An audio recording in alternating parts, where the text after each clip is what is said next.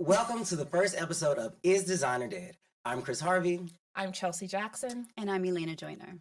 This podcast is going to cover everything from street style, runway reports, as well as the background on fashion in regards to quarterly earnings, financial reporting behind the biggest conglomerates, retailers, and brands, giving you all the fun and the foolishness of the fashion industry.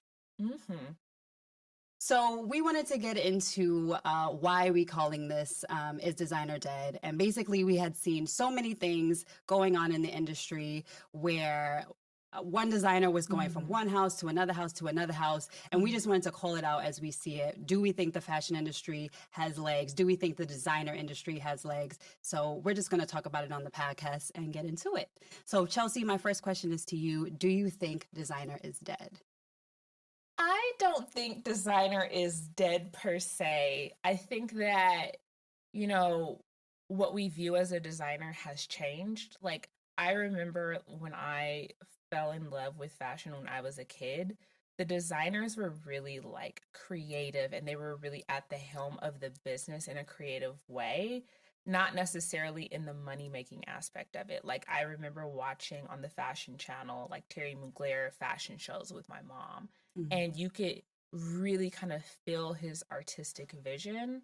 And what a designer is has transformed. Like, Pharrell is like a figurehead over, Louis Vuitton. He's not necessarily like doing all the designs, right?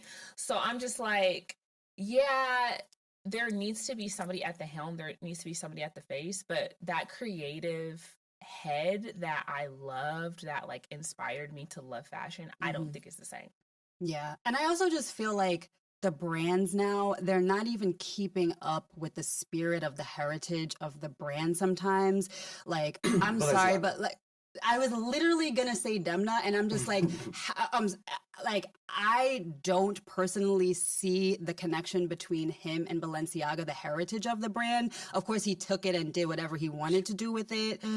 But now he's at Gucci, Italian heritage. I don't see him leaning into that as much. But you never know. We do have to give him a chance. Where we go? So Tiger don't change his spots though. It doesn't, but I think there is something to be said about the evolution and the change of a designer. Like, I have not seen it. I would be shocked, but sometimes people can give you like a wonderful surprise. But I think it's all about reinterpretation, right? Like, I think of fashion a lot in terms of like, I have a background in literature. Like, I used to like love literature. I was an American Studies major. So it's all about like reading a text, reinterpreting, and figuring out what newness or what codes or nuances can you take from that.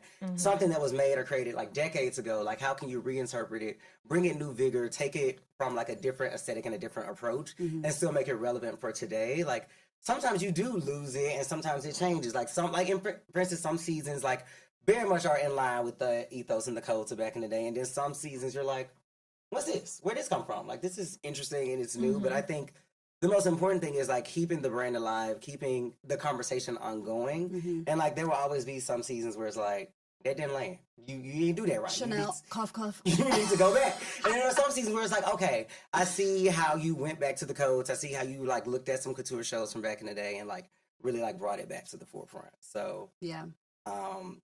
But to answer the question, since y'all didn't ask me, but that's fine. Because we just got to talking. But I obviously don't believe that designer is dead. I think that I am really excited about this new resurgence of like trying to get more into maximalism and getting rid of that quiet luxury thing. Because for me, if I'm spending money on a garment, like, I want to be like, ooh, like this craftsmanship, like, ooh, this buttery leather, like, oh my God. I like get so mad when I'm like shopping on Saks or something, and it'll be like, this shirt from this brand is like $800, and I look at the composition and it's polyester. Basically. Polyester. Or tape. Poly and ester. No. Tape. Like, don't give me synthetic I fabric. was literally going to say potato chip bag. And I feel like it always comes back to Demna and his foolishness. On a scale from Demna at Balenciaga to Virginia Briard at Chanel, it's like, they're basic and I don't want to wear them in like completely opposite ways. You know what I mean? Yeah. And I'm just like, where is the fashion? It is a famine of beauty. No, thank you. And on that Andre Leon Talley note, we will do a fit check. Okay. So starting with you, Chels, what you got on? So I'm wearing a not necessarily vintage, but old leather Isabel Marant shirt. It's patent leather. A wife beater, which I wear a lot. This is a belt that I am wearing as a necklace. Okay. And these are J.W. Anderson asymmetrical pants. And then I think like 2 seasons ago, Ferragamo heels. Yes, Ferragamo. So, yeah. Okay, cute. Can't Black, wait to white. fit my butt into them pants, child. Oh, you tried it. I'm wearing a hair and Preston necklace. Shout out to the Black designers. And a Miri varsity jacket, which is available on my company, The Luxland. And Gucci belt, Bottega Veneta boots. You know, doing this whole little like transitional weather thing. It's kind of cold. It's kind of winter, warm. spring. Doing all things. Spring, summer. And then I got my little tank top. You know, like I have my titties there. I'm about to be outside. They look cute. They look cute. Yeah, they look cute. Thank you. Yeah. I'll see you. Okay. Okay, so this is a Senka set blazer dress. Oh, it's cute. Yes, thank you. And it catches the light, doesn't it? I love never see it. it. Shining. This is a purse from my friend, Will Glory, and she designs Anima Iris handbags. Get into the bag. Yes, Into yes. the bag. And I always get compliments on this bag, so I thought, you know, would add a little spice. Nice. Oh, and my jewelry is from a street vendor in Rwanda. Okay. Oh, nice. Weird. Little Awesome. flex from a woman. Yeah. Okay. Now that we've shown our fits, we are going to dissect the latest in runway fashion, starting with Sarah Burton's debut at Givenchy, which I was super excited about. Oh my goodness. Okay, so Who was formerly Alexander McQueen. yes. For the girls. So for background, Sarah Burton was Alexander McQueen's right-hand woman. Up until his untimely demise. Yeah. And after, she took over the helm of Alexander McQueen and really kept it afloat over all these years and grew it to the brand that we know today. She recently left the house and is now showing her first collection at Givenchy. So how do we rate it? What do we think? I personally think maybe like I give it like a 7 out of 10. I think that it was so beautiful. Okay. Right. And I think like in this like designer like revolving doors at these different houses, like she actually performed very well, like more so than the other ones. But I do think that there was some like tension between like where she's going and like where she's been. What comes to mind is that like makeup case dress thing, right? And I was like, why is this here? But then like I was thinking, oh, okay, maybe it's like it's shapes, like she's playing with shapes, because there was this beautiful like backwards blazer gray look that I love, where I was like, okay, like I can see what she's doing, do more of that. And it was kind of reminiscent of some of the like blazer shapes she did at Alexander McQueen. That very strong woman, kind of powerful. And he did used to say like he wanted someone to be like afraid of the women that he dresses. So maybe she's picking up a little bit on that. I have noticed a lot of blazer dresses with the back kind of out. I don't know if I literally was going to say Candy Burris wore one just the other day, and she looks absolutely amazing. She looks stunning, by the way. Keep doing whatever you're doing. So I think a lot of people are doing that blazer blackout. Yeah. For the makeup case, though, we talked a lot about like the codes of the house. So I like read up on that, and I think it was like something about like Hubert de Givenchy like initially did like some similar item, or he was known for like playing with like things that are like kind of like everyday wear, and that's kind of like where that idea came to mind. Oh, interesting. Okay. I would definitely rank it higher. Like I love, like initially I was like, oh, okay, this is cool because I have a high bar for Sarah Burton. Like obviously she did a lot of amazing things at Alexander McQueen, especially in terms of like the embroidery and the eye-catching things and the prints and like all of that. But like thinking back to again the coast of the house, like Givenchy is like Givenchy and Alexander McQueen are two completely different aesthetics. So it's like I can't expect her to bring that to Givenchy. And also I think your first show is always like, it's very difficult because everyone is like, they're expecting you to do what you did, and then they're trying to figure out where you're going to take the house. And to be honest, I don't think Givenchy as a brand was doing that well. Like ever since Riccardo Tisci left, I think they have been trying to get back to that amazing formula they had with Riccardo, and they haven't really been able to capture that yet. So I think maybe she is trying to play like a little bit safe and like trying to toe the line and like bring back kind of doing a reset, if you will, Yeah. like bringing back the initial codes of the house and then going from there to really make it her own. So I really did like a lot of the show. I'm intrigued to see what she does, especially from like a accessories perspective, because as you guys know, a lot of these high-end houses, like the accessories is what really sells the brand and powers them forward. And I also would like to say there aren't a lot of female designers, as you guys know, in the high end. So Sarah Burton, I'm glad that she got to go to another high-end house, because oftentimes when you leave a big house, you don't often get to go to another big house. There aren't that many women. It's like her, Maria Grazia Chiori at Dior, who she's at Dior. That's all I'm gonna say about that. And you know, I think there might be one other that I'm like not thinking of right now. Virginie Dior. She's down now. But yeah. Well, but I wish her the best. Proves your point. I wish her the best though. But like it is, as you guys know, I don't have to tell y'all are women, but like it's very hard, you know, in a male-dominated industry that is really powered by female consumers. Women. Which obviously I care about man fashion, like look at me. But like it's very interesting that a female-driven business is so often run by men, even from the creative aspects. Like men are still kind of powering that. So I am always just like trying to like root for Sarah, and I hope that she continues to get the respect and the flowers she deserves. Because she's one of very few. Yeah. So next we're going to talk about Balmain's latest collection, which obviously, Chris, I know is a favorite for you. I love Olivia. That's my best friend in my head. So you let me know when you want to hang out. Fly me to Paris.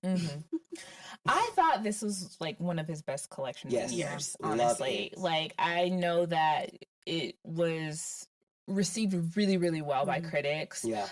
I love Olivier. I think he's such a talented designer, and I'm really happy to see him back. I love how sumptuous everything that he does. Yes. Everything feels like talk about bang for your buck. It all looked expensive. Feels expensive. That's what that's what we say. Is designer dead? Opulence. Like, does it feel like I should be paying money for this? Like, does this feel and like you gonna pay for I'm gonna like this is an investment for me? And I feel like it's right on trend. I mean, not that we have to be slaves to trends, but the zebra print and all of those things. A lot of the animals are coming back.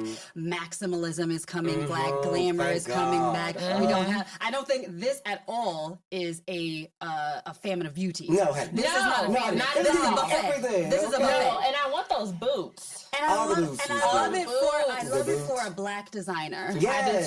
Talk about not many in the industry, okay? Okay, shameless plug for Join Black. You gotta plug your business. Yes, absolutely. Where we cover black-owned fashion and beauty brands on my my other page. But Join Black. JOYNBLK. Yes. But yeah, I think that this is such a good representation of Black excellence. I really appreciate how he has his own aesthetic of just being very sumptuous and being very loud, but also having great tailoring, new and innovative ideas.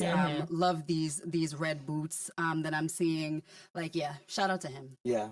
When also it reminded me a lot of like, I think I was talking to you about this, how like I feel like Olivier had kind of like lost his way. Like this is not the collections hadn't been as strong lately. Sure. I feel like as they were when he first started, but this reminded me a lot of like his first few fall collections when he really started at the house. And I was like, oh my God, like who is this? He is slang. The blazers. And like, the blazer dress. The color palette. You guys remember that iconic W magazine cover with Iman, with Iman, Rihanna, like those designs remind me a lot of that collection. I will never forget it. Jewel tones. And when they asked him about it, he talked about how like everyone's used to me doing like very sexy like Balmain Army, but like this is like an evolution of that. And I love how it's kind of like circling back to what he initially did, but making it more evolved. And like this is more of like a grown up woman. Like it's still sexy and sultry, but it's not like titties out. It's just like titties if out. you know, I got the body, honey, because it's the silhouette is still silhouetting. Yeah. But like it just looks good, and it just looks like you said, expensive and chic. Expensive, so I love that for him. And last, we're going to talk about the latest Saint Laurent. Love the color palette, the jewel tones. I was here for. I love leather. Like Saint Laurent is known for like their leather craftsmanship. I thought that was great. I wouldn't say it's the strongest Saint Laurent collection that I've ever seen. Like I liked it. Like I thought it was good. Like I thought it was cool. Like I like the beat. But yeah, like I think those are my thoughts. Like I mean, I didn't really have too much of an opinion of it either. This is a brand that I'd like to see stretch itself a little bit more. So yeah, it was meh for me. It It's fine. Yeah, it's good. It's good. It's fine. Like, it's good. So this is the thing about it. Like when we're talking about these brands like Saint Laurent, like they love just pushing out different blazers, different fabrics, different blazers, a shirt to go with the blazer every season. It's just like you gonna pay $2,000 for a blazer in a different fabric every season, and it's like for me, it's like okay, it's very nice if you want a nice blazer. I've often thought though that like if we keep going back to the 80s and to the 90s and to the 2000s to get fashion trends, like how are we pushing the culture and the culture of fashion forward? Like we have to still, I think, establish what the 2020s fashion will be, and it shouldn't be just like kind of a regurgitation of older trends. Like I feel like everyone's always doing the resurgence of millennial culture back in the day, what it was. Like we talked about like how like you know, going back to the club and putting on like the business casual in the like club. Like, why are we going back and getting that and bringing that to now? Like that was then. We shouldn't like establish that as like the 2020 like core. Like I feel like we should like try and push it forward, like, and try and understand like what will be the new trend. Speaking of like your thoughts on like the like innovating fashion and making it new and exciting, like how do y'all feel about all of these collabs that have been happening? Okay, so I did research a couple of these collabs. One, for me, a collab needs to have a reason to be. Okay. Period. So while you know I have my thoughts on Kim and her foolishness, I believe that at least the Nike collab has a reason to be. I could see the merging. Nike Skims. Yeah, Nike Skims. I see the merging of it. I see the reason to be that it was supposed to be focused on innovation for women athletes. Okay. Yeah. And Skims is like all about diversity, equity, inclusion, body type diversity. Right. If we were to give it to them for that, like I could see how the merging of those two concepts could make a brand. And by the way, it's not a collab; it's an actual brand, new brand that they're constructing. Oh. Yeah, it's not a collab. Oh, it's supposed to have legs, and it's not just supposed to be a one drop. But I could see how that collab makes sense. Now, I thought that you were going to love the Margiela for Louboutin. No, and you didn't because like I'm it. mad that they didn't give me any tabby boots with a red bottom. Because I would have loved a men's tabby boot with a Wanna red have a bottom. tabby stiletto? Okay, but I'm not wearing no stiletto. I want to wear a tabby boot. Oh, you mean for yourself? I'm talking about for me. Oh, okay. Yeah, I was like, how his foot? No. When you said give me, I thought you meant give the girls, like give the culture. The girls get enough. I You love wanted y'all. to wear them. I love y'all, but what about me? Okay, got it. But I'm just confused about like, I feel like there hasn't been a lot of press on this collab. Like I didn't really know about it until you sent me that thing. This is what I think happened with this collab. I love Margiela's Louboutin. They're a little expensive for how cheap they feel on the foot. But anyway, they're hard on the foot. But so I love Margiela shoes. I own tabbies. I don't understand why I need a red bottom on my tabby. As somebody who it's not about need. It's not about need. I want one. Send me one. It's about no. For me, it's like they didn't do anything with the tabby besides put a red bottom on it that like made me want to go out and buy it. It's a whole like they didn't do the boot though. Like they just did like the heels and stuff. That's what I'm saying. Like they made like so they made those so I did like the deconstructed boot. Yeah. That's about it. That showed a little bit of leg. There are two ones because it's like Margiela's interpretation of Louboutin, and then there's Louboutin's interpretation of Margiela. So and it's like Louboutin's interpretation of Margiela is literally just a flat. It's a flat with some red bottoms. Everybody can't wear heels. What about the girls with bad ankles? No, I love a flat. I just hate an ugly shoe. What about the girls who can't walk in heels? Like just simply cannot walk. I don't know those giraffes. girls, but I'd be happy to teach a class. I did a runway walking class in college. Don't be dead. Okay. And you walked at Wharton, didn't you? I did, but I runway didn't have show. heels. I mean, I had on heels. It's just like they were just flat. Like it didn't. it wasn't anything special to me. It wasn't groundbreaking. It wasn't groundbreaking. And, okay, it did not give you life. So it did not give me life. And so you could tell that it's not doing well now, because now they're starting to advertise, even though it's been out. It's been in my feed and stuff. And, you know, usually they'll just drop these collabs. So I'm guessing it didn't do well.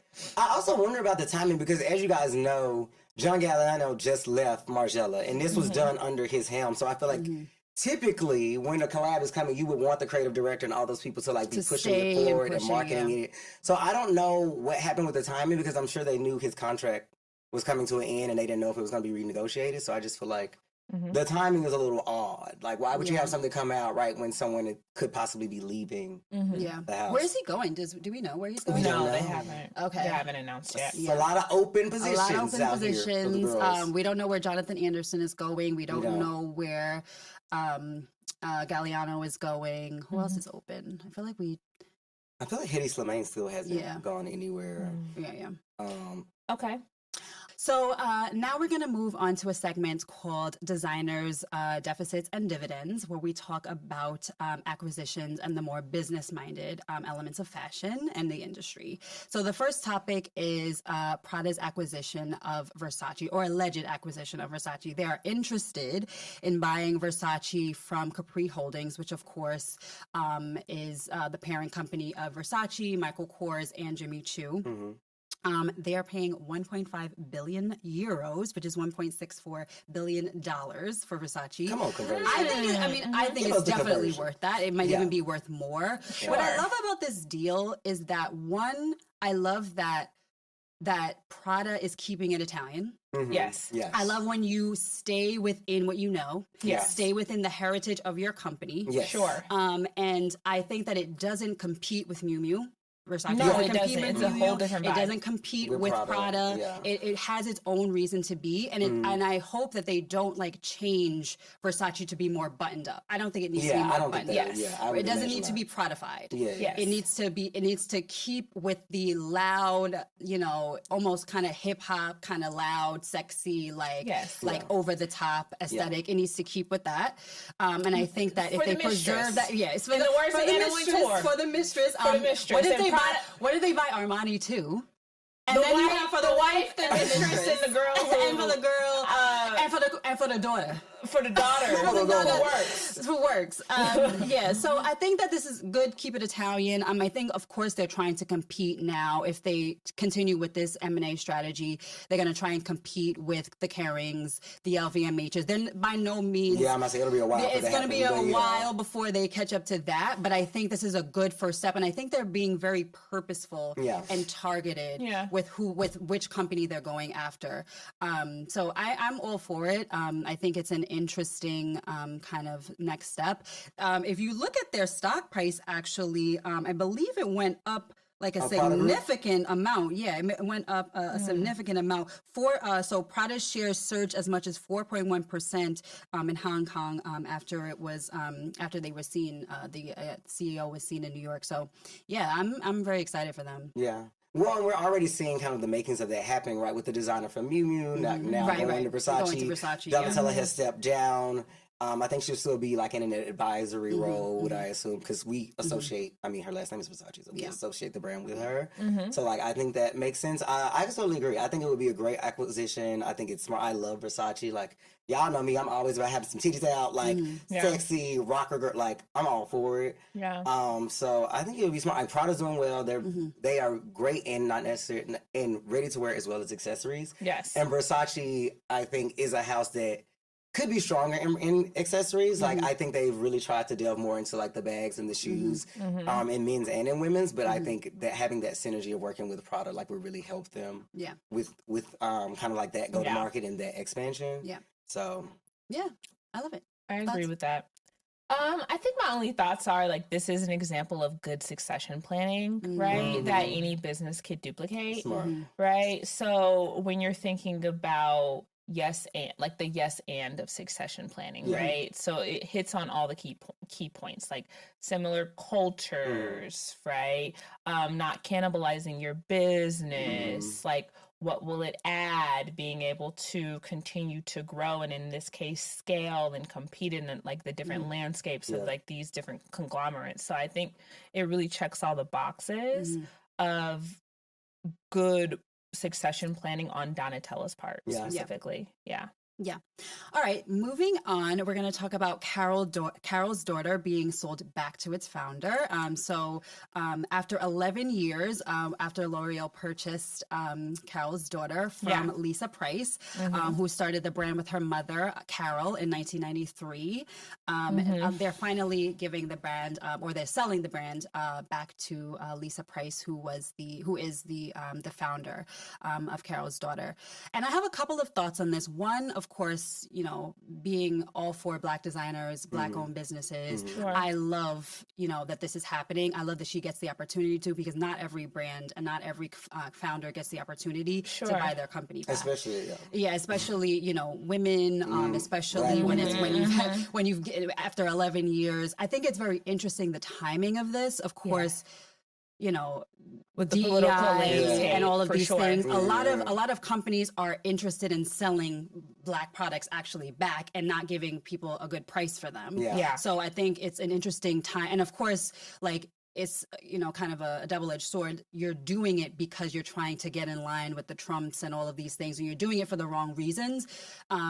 But you're also kind of giving it back to the founder. So I think that it's actually not a double-edged sword. It's like a give and take, I think. But I also think that it's an interesting time, and it's possibly a precarious time to be independent. I think with the tariffs and everything, I think she might have learned a lot working with L'Oreal. She might have got the costs down. She might have, good relationships. She might have, made all of the inroads to make the business a viable business. But it's still a hard time with the economy, with people tightening up the purse strings. It's a hard time for businesses to go independent and not have the backing of a large corporation. So, I think it's a great, I think it's great for her. I really wish her well. I hope that she has learned everything and taken, everything over the last 11 years to be able to put to the business. But, you gotta button it up when it comes to everything. Keep them costs down, keep the margins, really healthy. It'll be interesting to see. I also kind of think, like, sometimes it's like, obviously a business is always about money, but I love this for her in just the fact that it's like, if L'Oreal is selling the business back to her, that means they did not care about that business, and it was just like another brand to them, right? Where this is more so her life's work. Carol's daughter was the first major natural hair care brand that I can think of. Like, I remember when I was going to TSU in Nashville, and they sold Carol's daughter in like the student center. And that was like the only like hair care brand that was big that they really sold, right? So she's had distribution in lots of places even before like she was acquired by L'Oreal. So I think that, like, at this point, she's a household name in the Black community. She got what she needed out of L'Oreal. She was able to scale her business, get that operations and that value chain in order, right? And I'm not saying that the business now sells itself, but it is a legacy brand at this point, right? Well, now it has a lot more competitors, though. Before, she was the only one. She was one of one. She was mission driven. Everyone wanted to support her. Then they felt like, oh, did she sell out? Kind of that sort of thing. Now it's very democratic, the hair care market, especially for, for people of color. A lot of celebrities have entered the game. It's just a much more crowded market, which is why I say, like, now, you want to go out on your own, all of these other things, crowded market, so it'll be interesting to see, and I love the fact that it's a mission-driven brand getting back to its roots, but now is the time to boss up and show what you're made of, I think. I don't know, too. I think it's a crowded market, and there are a lot of celebrity brands, don't get me wrong, but it's like, do people really pattern? Yeah. I love pattern. I mean, we can love those brands, but at the end of the day, I'm going to always use Blue Magic. Like, pattern will come and go, but for like Black people specifically, like, and like shout out to all this. I mean, I love celeb brands like just like the next person, but like for Black people specifically with hair, like as opposed to the bald ones. Who are you looking at? No, but like with Black people, like with their hair, right? Like we'll try a celeb brand, but like really we gonna go back to the Aquanet and the blue. We are, if you get an updo, you're gonna use Aquanet, right? Okay. Like you're gonna use the things that we know that work. Yeah. And Carol's daughter works. But so does Shea Moisture. So does, a lot of other brands have really true following. Sure. And a lot of them are interchangeable. Like if you know what works for your hair. Yes.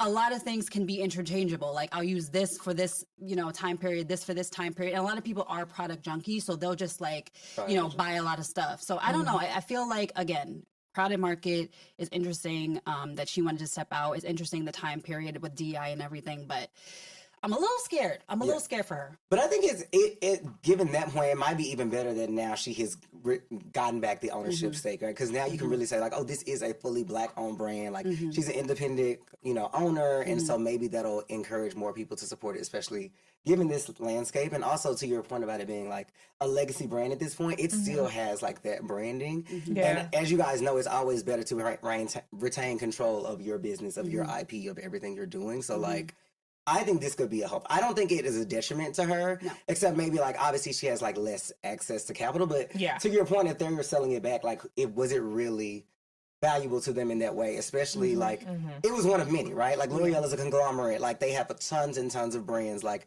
was Carol's daughter a focus for them?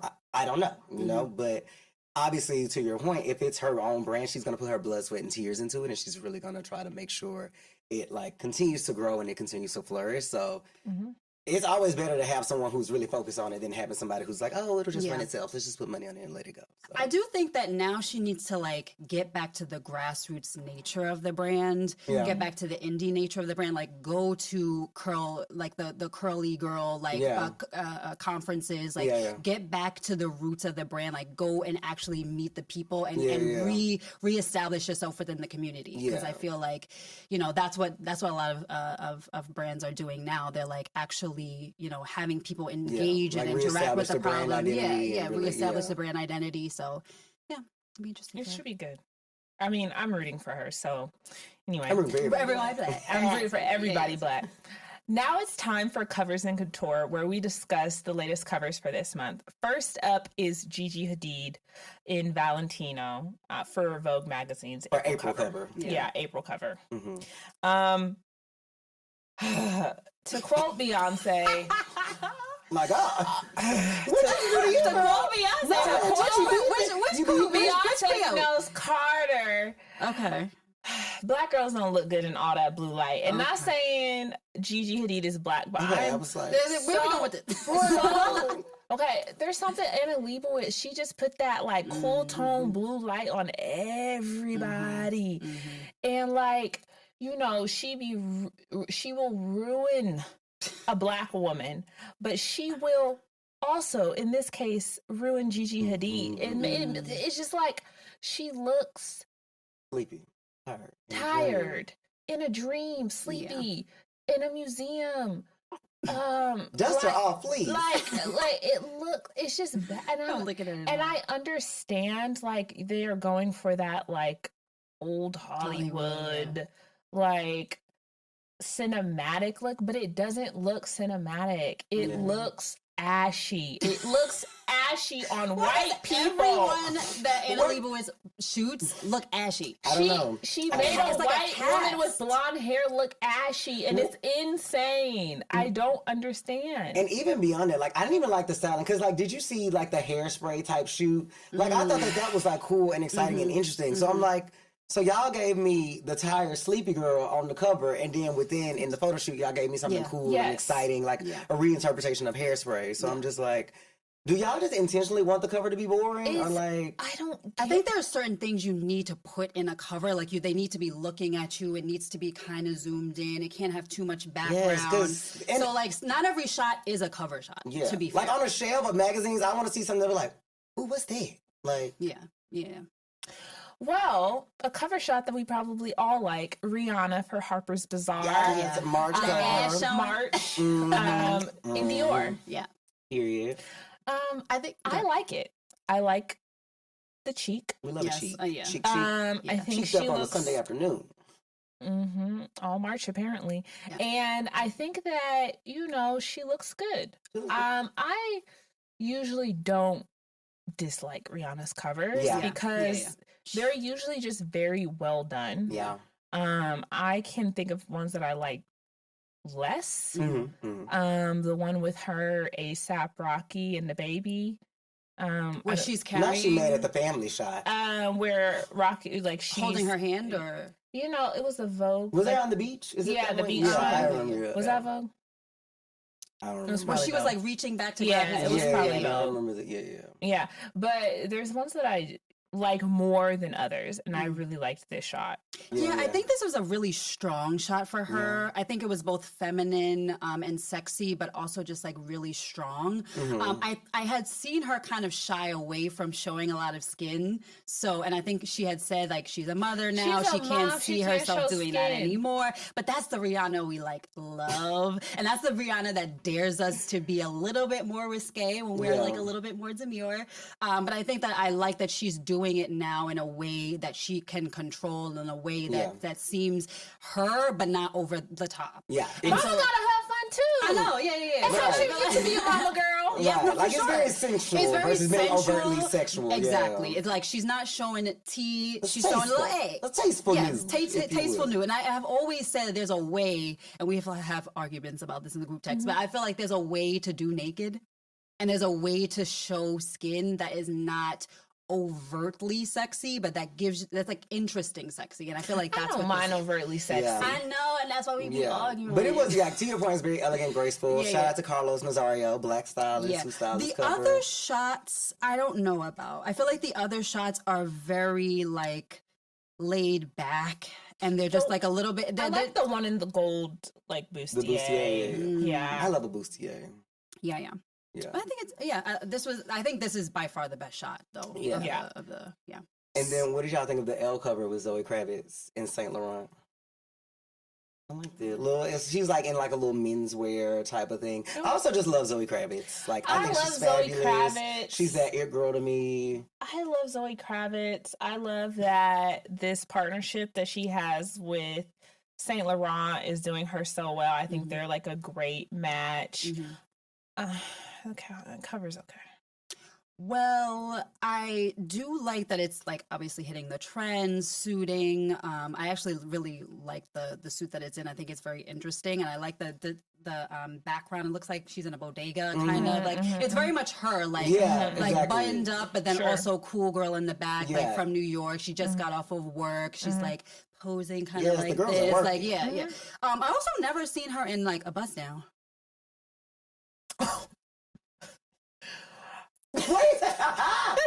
She always in a bust down. Have you? I have never seen her.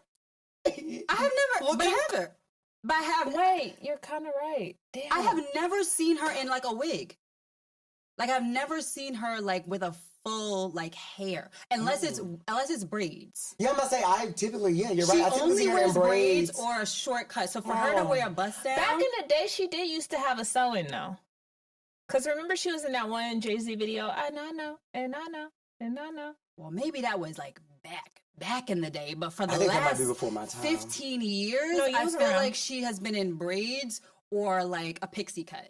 For sure. Yeah, you're right. I don't remember. And like this is the first time I've seen her in like hair. Yeah. Like. Yeah. So I love that. Maybe this is the new Zoe that we're getting. Yeah, this is her. Yeah, let's talk about Michael B. Jordan. Yeah, I was gonna say let's talk about the cover. Yes. Okay. Icy. I like the cover. I think that it is like a new edgy direction for him because like he's like America's wholesome guy. I Yeah, that's how I think so essentially the cover is to promote his upcoming movie that will be coming out, which revolves around vampires. Yeah. And you can see fangs, you can see kind of like a villainous mystique around him.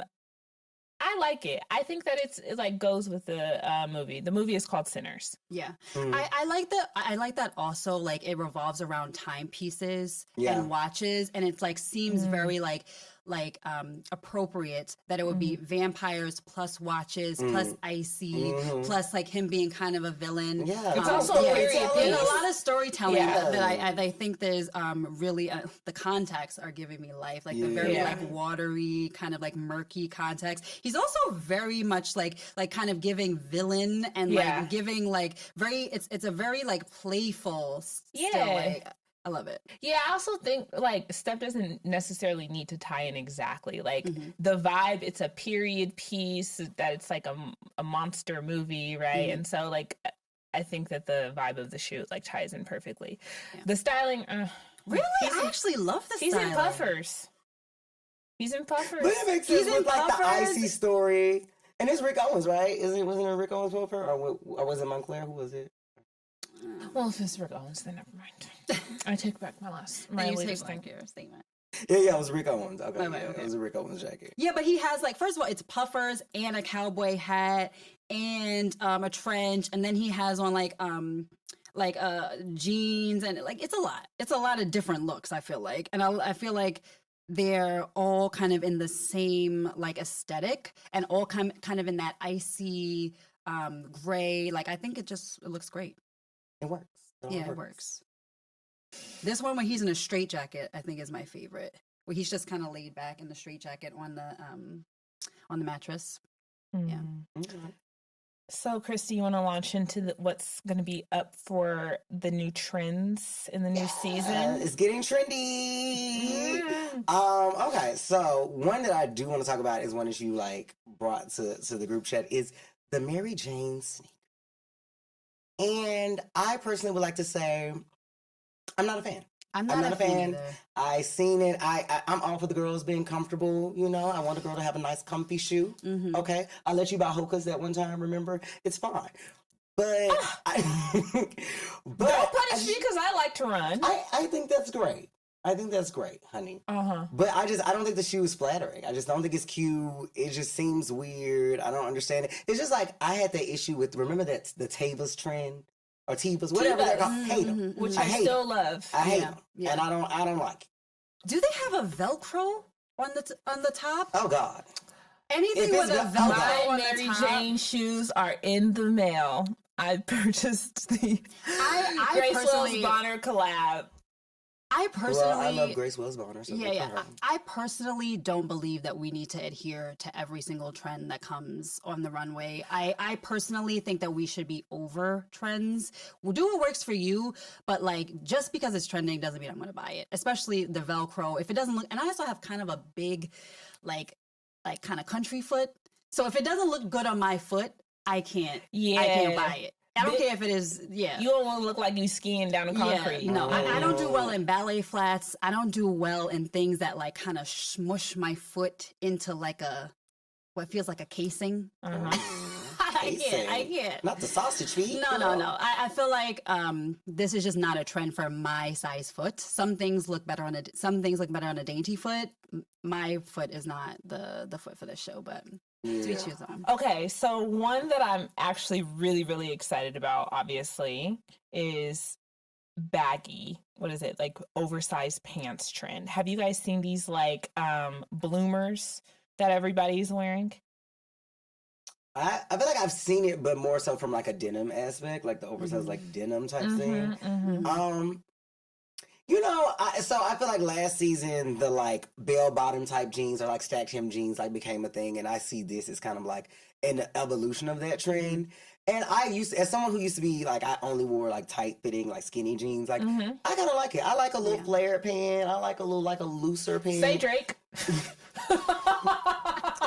Yeah, so I think like a kind of more voluminous pant is cool, but I think it's all about like proportions, right? Like Yes. I personally, I'm short, so I can't wear an oversized top and oversized pants. Like Yes. if I'm wearing like A-line pants or like oversized pants, I need to be like snatched at the top. Like, Yeah.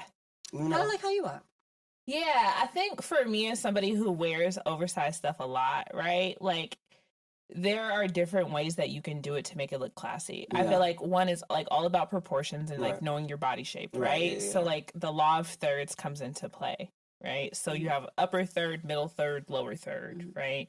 If you're gonna have like all baggy on the bottom, so 2/3 of your body, your upper third has to be tight, Yeah. right? Or if you're going to have baggy on like the top, but like my waist is small, so Yeah. I will only ever have baggy 0.6 Gotta ratio. Period. 0.6 Because ratio. Anyway, you gotta show the body. At the end of the day, we're not trying to look like a big bean over here. no, exactly big not. So like I'll only, if I do baggy on top, I'll only ever have like the upper third baggy and I'll have like my waist snatched, which is like a good kind of rule for most people who are trying to do the trend. I think like, unless like you just want to put on a muumuu child, which is fine. I mean, I'm not going to put on a muumuu, but you know, in the summer there is times for that. Yeah, I mean, as we get into summer, I hate when like things cling to me in general and during the summer. I'm also like a pear, which like similar to you, it's small on the top, bigger on the bottom. So Same. yes, of course. But also, I think it also hits to the, it also complements a lot of the like very feminine silhouettes that we're seeing, like the blazers that we discussed and all of those things. Like layering those pieces with the baggy, I can see, but like anything that makes me look bigger and doesn't flatter my shape, I think I'm not gonna go for. Yeah.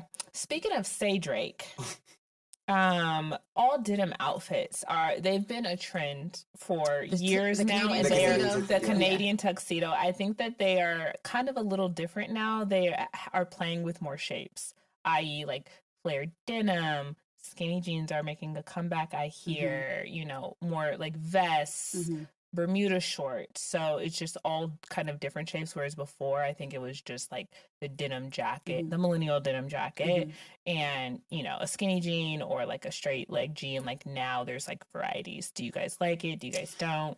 Is this a continuation of the cowboy trend that Beyonce ushered in, along with LV and Pharrell and that Western? I think they just remix it and season it I mean, up. I think denim is always gonna be. But denim on denim. Yeah, I think it's just every year they're like, ooh, flare now, ooh, stone. Oh no, not stonewash. Ugh. But like, you know, ooh, I mean, whatever. So I like a suit type of if we're gonna do like the same color top and bottom, and if it looks like it's tailored as a suit, then yes. I don't like it when it looks sloppy and you have two different washes, two different kind of like feels. I don't like it when it just looks like you just put on two different denim pieces. It needs to look like it's put together, intentional. And it also depends on like what you're going for. So like if I've seen like a V-neck blazer and then like a very like slim fit pant, and you're going for like a, you know, a sexy denim on denim outfit that you wear with heels or whatever. But if it feels like it's just like a baggy kind of 90s inspired couple of denim washes, I think it has to feel cohesive for me to like it. Because in general, I'm not inclined to like a Canadian tuxedo. I feel like I love it. Really? It's my go-to outfit. But do you do the two different washes, or does it feel like the same? I will do the same wash. I'll do different washes. I own denim boots. So I will literally be from like the rooter to the tutor with some denim on. I also own denim sandals, and I am not above painting my nails blue to match the outfit. So you just you want to put the hat on top? Denim on denim on denim. Denim on denim on denim. Oh my gosh. So speaking of that, let's talk about seams and senses. It's where we give advice on shopping, being smart about the trends, like how to save money while still looking your best, as well as any suggestions on like beauty, skincare, like all of that. So what advice do you guys have on any of those topics? I think also an important thing to note about like us giving advice on this is like just giving a little bit about our backgrounds, right? So all of us have probably a combined experience of 30 plus years in like retail, fashion, beauty, and like retail strategy, right? So like we've been on all sides of it, and we're fashion lovers, right? So we consume like fashion and beauty and retail content all the time. So like this has been our life essentially for our full adulthood and going forward. So And we doing have it on a budget. Yeah, doing it on a budget. Okay, Can't forget that. Yes, because none of us are rich, No so way, Ellen. we know Not yet. the tips and tricks for you guys. So I think my biggest advice, and this is actually something my mom told me when I was very, very little, when she would drag me along shopping with her, and then obviously like when I became a teenager and I started to develop my own style, never ever be a desperate shopper. Right? So like fashion and trends, they come back in style, and then they're also seasonal, right? Sometimes you'll see something and you think you have to buy it, or it's not exactly what you want, or it's, you know, cheaply made, or, you know, just the circumstances aren't right. Like, never buy something unless it speaks directly to you. Unless you love it. And this is something that I actually am taking like recently. I own so many clothes, and I think like in the past that I just like bought stuff because it was cheap, or because I needed it for that night, right? Instead of shopping in my own closet, or like when I go out, like only buying things I love, so I'm excited to like wear them places. I almost have the exact opposite advice. Because I feel like I have a lot of kind of like shopping FOMO, where I like pass by something, I'm like, oh, that's really cute, and I just like don't get it because I have nowhere to go in it, or like I just like I don't need it right now, and I just feel like when I get I'm a shopping addict. Well, the thing is, I'm a shopping addict, but I had to, especially nowadays, like I have to rein it in. And sometimes when I see, even it's like when I go online and I'll see something that like is a sharp price point or is on sale, and I'm just like, but I don't have anywhere to go. What could I be doing with this money? But if you see something that you really love, I personally feel like you should get really special pieces when you see them, even if you don't have any place to wear them yet. Like when I always end up in a spot where like I have somewhere to go. I think we're giving the same advice. Like, really? I don't be a desperate shopper, as in like you see something, you're like, oh, it's on sale, it's okay. Yeah, she's saying if you feel passionately about it, then well, that was like me in these pants. So I saw these pants online like months ago. I put them in my locker. Do you guys know about this app, Locker? No. It's essentially like Tell us about it, Chelsea. So Locker is essentially like a shopping app. It's kind of like Pinterest, but it's like you put shoppable links and you can create like your own boards. Oh, smart. So I have boards for every season. And what season was what was this was winter priorities. So I'll put like my priorities for that season in the whatever, and I'll just wait for it to like go on sale. Like I'll keep looking at it, and then like I usually wait, especially for like more expensive items, I'll wait at least like 30 days to 2 months. And if I still love it, that's why I feel like don't like wait. Sometimes, like if you see something really sharp and really like special, I just say like, you know, just go for it. It depends on how much you love it. How is that giving money advice? Well, I think it should be kind of the compliment of what you both are saying. Maybe it's not money advice, but I feel like I always end up spending a lot when I'm rushing. Yes. So when I see things, I said sharp price point. When I see things at a sharp price point, but I don't have a reason for it, I just get it because I know I'm probably going to buy it, and I don't want to wait until the end and figure out that I don't have like anything to wear for a specific occasion, and that's when I end up like not going out because I feel like I don't have enough to wear. Sure. And then like I don't know, I feel like I end up being asked out, but yeah. And also, in terms of saving money, don't forget about the circular economy. Like, go to places like Second Street, go to places like the Luxland, plug in my business or rental company. Go to like Pickle, like go to all these places and like be a smart shopper and look at multiple outlets and channels to see where you can get the best deal and try to figure out like what is best for you and your budget and like how the things will make you feel. And so with that, do you guys have any closing advice before we wrap up on our first Closing ever advice episode? on saving money and shopping? Just in general. Saving money, any trends or ideas you want to leave the kids with? Like, what are your Well, I have been closing trying to thoughts? get more into thrifting, and my sister Okay. is so good at thrifting. Like she Oh, knows I love all of that. the good actual like Salvation Armies and Yeah, the good yeah. the Oh my actual goodness. specific locations that are good versus other locations that Right. are not good that Yes. don't have I a love good. that. Yes. No, That that don't Because have even a though good it's a chain, assortment. every store is not the The same. Every store has neighborhood, a, The neighborhood yes, matters. the neighborhood is what makes the it good or assortment, not. yes. Yeah. Right. So I have to be better at like actually going to those places first, and that's the type of thing where you see something special, you need to get it. Yeah. If you don't get it from Yeah, the at thrift that- store, yeah. it's not going to be Yeah, there. yeah. Well, yeah. Exactly. So I sure. definitely have been better, and I've been better at trying to thrift when I go abroad. Yeah. Because they also have like I have a couple of things that I've gotten from Parisian thrift stores that Yeah. I really love that are Yeah. very special, and they feel Parisian. They feel like something that's not in my wardrobe currently. So like trying to think about what I want to bring home as souvenirs and all of those things, I feel like thrifting is a good outlet for that. But yeah, I've been trying to get back into going around to thrift stores, and it's a better thing to do during the summer, so Yeah. maybe I'll get more into it as the summer months come. But yeah, I think that would be my advice, like try and get more into thrifting and go to those stores when you have nothing to do, or like when you just want to kill time, like just try and go to a thrift store and see like what there's to see. Yeah. Something I'm excited about or something I want to leave everyone with. I think that, one thing we didn't mention when we were talking about why we wanted to start the podcast was our love of fashion, but not only kind of our love of creativity and art and like the real like passion that designers used to have and like our love of clothes and like the industry.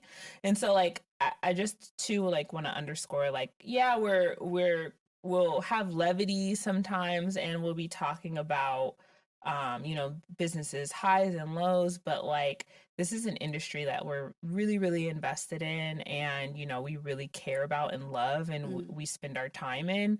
Our businesses, time like growing up with my family. So it's something we're all really passionate about and we hope that comes through in the podcast. Yeah. Yeah. Mm-hmm. That should have been what we ended on. Now you done took my thunder. It's okay. Now for the invite. They don't need to hear from you.